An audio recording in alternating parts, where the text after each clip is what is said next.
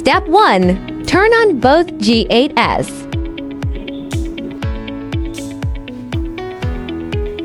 Then press the power button once to enter the intercom transmission mode.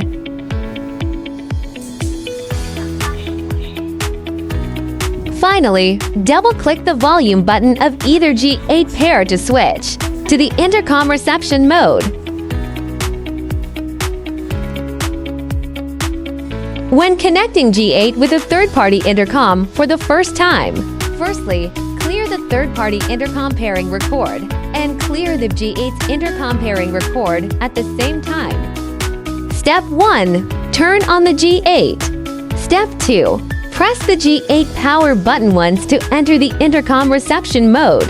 Then make the third-party brand intercom to enter its Bluetooth pairing state.